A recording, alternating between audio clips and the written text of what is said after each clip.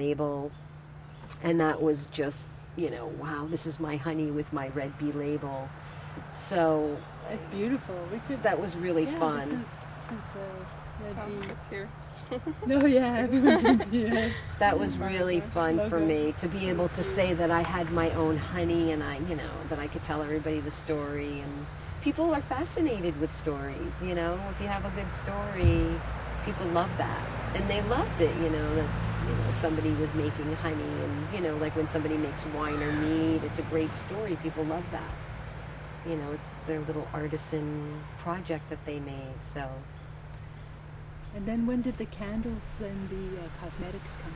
Yeah, as I kept bees and I was going to meetings and meeting other beekeepers, every beekeeper has their little specialty of what they do, and I learned how to make lip balm from somebody, and I saw candles, and again, it took over my life. One thing led to another. You start keeping bees because initially I thought, well, my garden will be really nice, and that was the initial thing, and then the honey came second. And then I started seeing all this stuff that beekeepers were making. As I saw more and more things that other beekeepers were making, it was fascinating, because it was like not just have these great creatures in your yard who are taking care of my garden and pollinating and all the food and everything. Wow, you could make candles, and you could make lip balm, and you can use beeswax and cosmetics, and the more I learned, the more that I saw that beekeepers were making things, and I thought, this is just too good to be true. Again, the creative mind and the inspiration and all the ideas start kicking in, and I'm thinking, well, I could make this, I could make that, I could try my hand at making honeybee soap with honey and beeswax.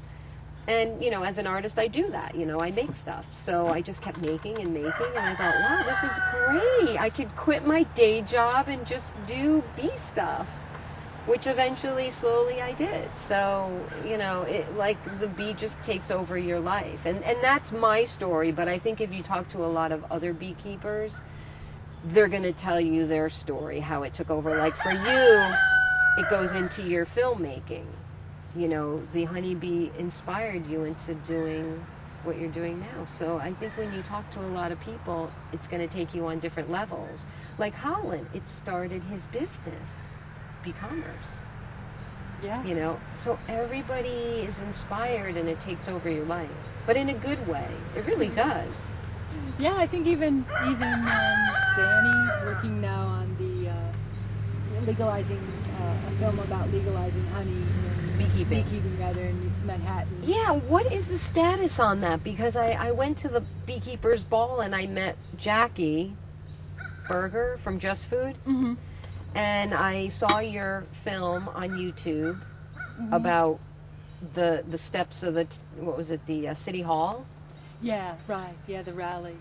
They keep tabling the motion, so I don't know what it is that will get them to untable the motion. They're too busy. They're too busy worrying about the flu, the next big flu. They're too busy scaring us to help us. Exactly. Well.